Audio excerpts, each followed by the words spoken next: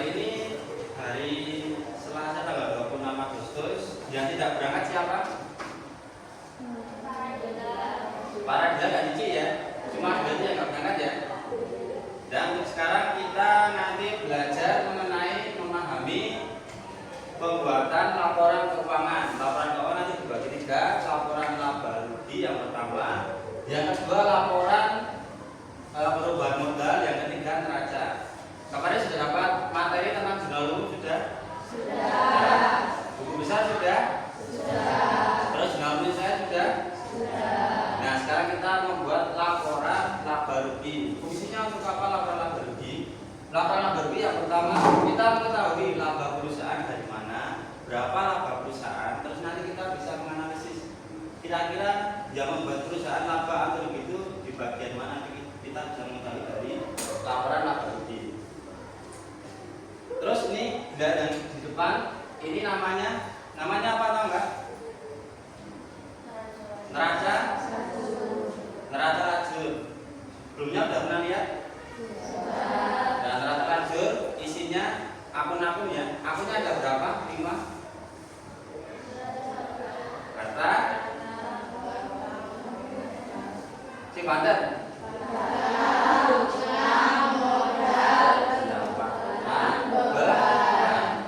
Terus ini kita di perusahaan jasa. Berarti pendapatan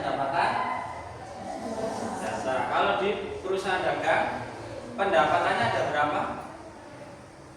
Penjualan, pembelian, retur pembelian, penjualan, dua lagi PPN, masukan, PPN keluaran dan lain-lain. Dan yang pertama ini kelihatan nggak dari belakang? Kelihatan ya?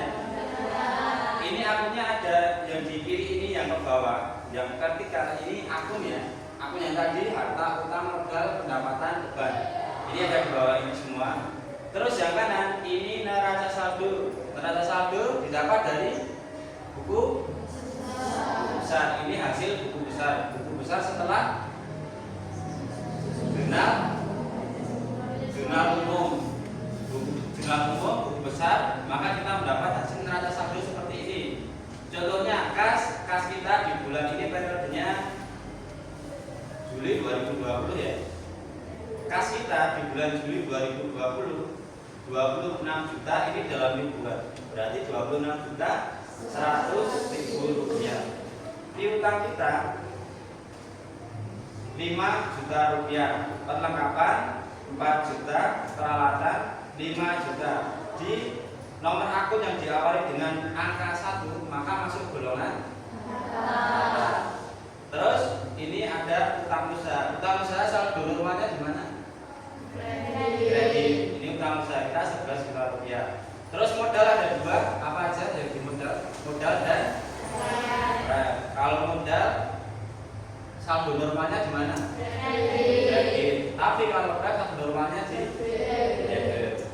Selanjutnya perusahaan jasa ini ya, maka pendapatannya hanya satu, pendapatan jasa, yaitu 15 juta rupiah. Untuk pendapatan saldo normalnya berada di kredit. Terus ada beban, ada 3. Beban saldo normalnya di mana? Debit. Ini sudah ketemu ya. Hasil buku besar kita sudah balance, sudah benar 46 juta rupiah masing-masing. Terus kanannya setelah neraca saldo yang didapat dari buku besar ada AJP. AJP kepanjangannya apa? Nah ini ayat jurnal penyesuaian tidak semua masuk ke ayat jurnal penyesuaian, tapi hanya beberapa. Contoh perlengkapan, ini di neraca saldo 4 juta, tapi di jurnal penyesuaian 2.500.000. Maksudnya apa? Berarti sudah dipakai berapa? 2.500.000. Utang usaha 250.000. Terus beban sewa 1.100.000, beban perlengkapan di debit 2.500.000. Bentar ya.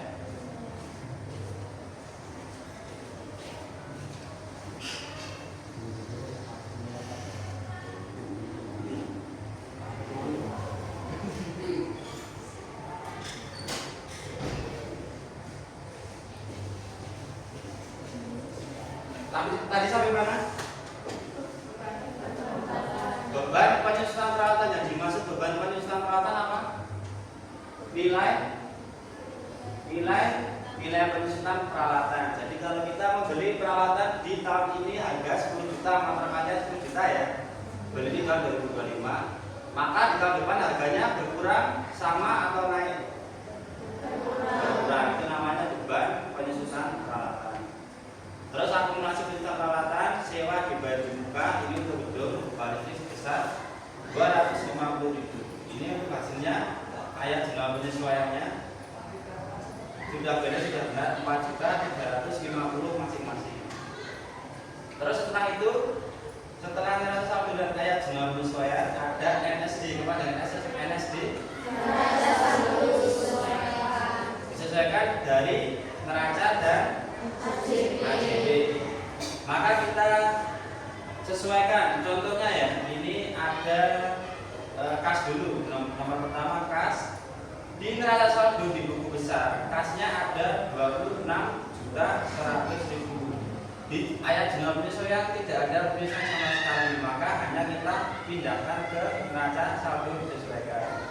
Untuk piutang sama, tidak ada ayat jumlah penyesuaian. Terus untuk perlengkapan, saldo perlengkapan di mana neraca saldo? Sedangkan di ayat jumlah penyesuaian, saldonya di mana? Maka ini kita tambahkan atau kurangkan? Kurangkan. Ini untuk perlengkapan kasnya sudah dipakai 2.500.000 ya. Maka untuk bulan depan, bulan Agustus 2020, perlengkapan kita masih 1.500.000. Terus untuk peralatan hanya dipindah karena tidak ada penyesuaian. Untuk utang usaha, ini kalau seperti ini utangnya bertambah atau berkurang? Bertambah, karena sama-sama di kredit. Karena kalau utangnya bertambah di kredit, utang bertambah di kredit. Untuk modal sama, proyek sama. Untuk beban sewa, ini ditambah atau dikurang? Dikurang. Nah, karena ini beban sewa di debit ya. Sedangkan di ayat jumlah penyesuaian ada di kredit.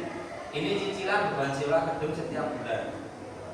Cicilannya setiap bulan 100.000 rupiah. Dan selanjutnya setelah neraca saldo disesuaikan ada laba rugi. Dari 5 akun besar ada utang, modal, pendapatan dan beban. Yang masuk laba rugi apa aja? Pendapatan dan beban. Terus untuk kanannya lagi ada 2, ini kita memilahkan ya. Akun real dan akun nominal. Untuk yang akun laba rugi tadi apa? Pendapatan dan beban. Berarti untuk neraca utang dan modal. Seperti ini kosong. Kenapa kosong? Karena akun yang di kirinya ini tidak kita pindahkan. Kita pindahkannya dari NSD. Untuk kas kita pindah. Kas masuk golongan apa? Harta. Maka kita pindahkan ke neraca. Makanya di sini di kolom laba rugi tidak ada kas sama sekali. Yang ada di kolom laba rugi contohnya satu ini 15 juta, ini akun pendapatan jasa. Yang masuk laba rugi pendapatan dan beban. Beban gaji masuk kolom mana? Untuk akumulasi penyusunan peralatan masuk ke neraca. Sewa dibayar di muka masuk ke neraca ya. Terus sudah kita pilihkan di kolom laba rugi. Nanti setelah itu kita gunakan debit dan kreditnya. Ini untuk debit ya. Terus ini untuk kredit yang laba rugi. Ini kenapa kreditnya lebih kecil? Kreditnya lebih kecil, debitnya lebih kecil, kreditnya lebih besar, menandakan laba rugi. Labanya berapa kalau di ini? Tanda kalau neraca saldo kita sudah benar. Kolom laba rugi dan kolom neraca nanti hasilnya sama. Kan ini selisih ya. Didapati dari 15 juta dikurangi 6.050.000. Maka didapat 8.950.000. Untuk di kolom neraca sama. Kurangannya ini 40.700 dikurangi 31.750. Hasilnya sama ya. maka menandakan sudah benar. Untuk perusahaan ini rugi atau laba? Perusahaan ini jenenge Salon Dewi Cantika. Laba sebesar 8.950.000. Tak ambil sekolah.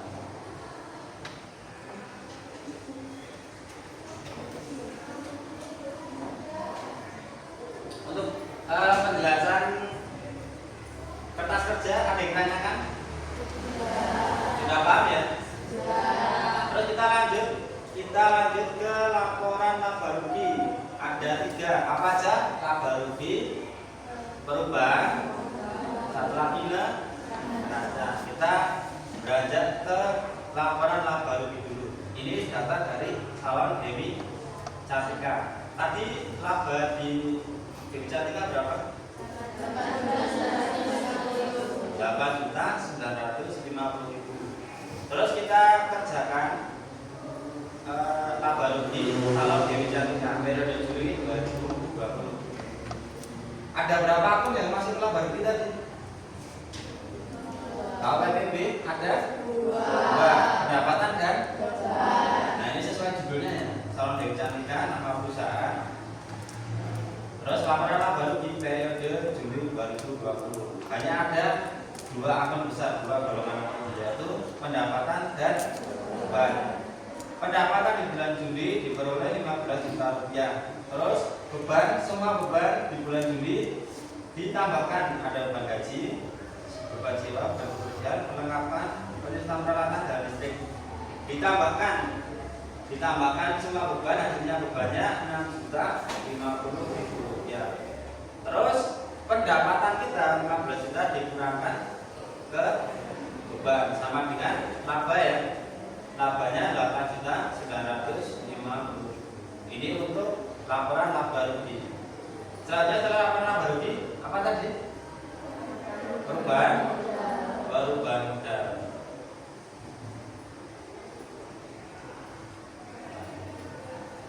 Salon Dewi Cantika, perubahan modal periode 20 Juli. Ini modal awal didapat dari neraca saldo yang setelah bentuk besar. Terus labanya dari sebelumnya tadi. Untuk laba yang di laba rugi berapa ini? Dan ini sama ya, harus sama 8.950.000. Terus perubahan modal itu modal awal dapat dari neraca saldo yang kertas kerja. Kalau laba ditambah, kalau rugi dikurangkan. Hasilnya karena ini laba maka mengalami kenaikan modal. Kalau rugi penurunan modal. Setelah itu dikurangkan prime. Prime itu apa? Pengambilan pribadi. Maka kenaikan modal dikurangkan pengambilan pribadi, ketemu modal akhir. Ingat ya, nanti kalau rugi dikurangkan. Ini untuk laporan perubahan modal. Setelah itu yang terakhir neraca. Neraca kita hanya mencatat akun harta, utang dan modal, yaitu kas, piutang, perlengkapan, sewa dibayar juga, peralatan. Ini ditambah semua kecuali akumulasi penyusutan peralatan itu dikurangkan. Hasilnya 30. Ini untuk kolom harta ya. Hasilnya 38.200.000. Terus pasifa itu untuk kolom utang dan modal. Modal usaha 11 juta, utang usaha 11.250, ditambah modal akhir 26.950, ketemu 38.200. Ini sudah balance ya? Sudah benar. Kalau sudah balance menandakan sudah benar. Terus selanjutnya banyak kita diskusi ya. Silahkan dibagi 4 kelompok dulu. Dibagi 4 kelompok. Total berapa? 1, 2, 3, 4, 5, 6, 7, 8, 9. Total 24 kita bagi menjadi 6 kelompok. Silakan mejanya disesuaikan. 6. Jadi 4 kelompok, 1 kelompok isinya 6 orang. Ya ini mejanya disesuaikan, digeser. Ya tapi mejanya di ya.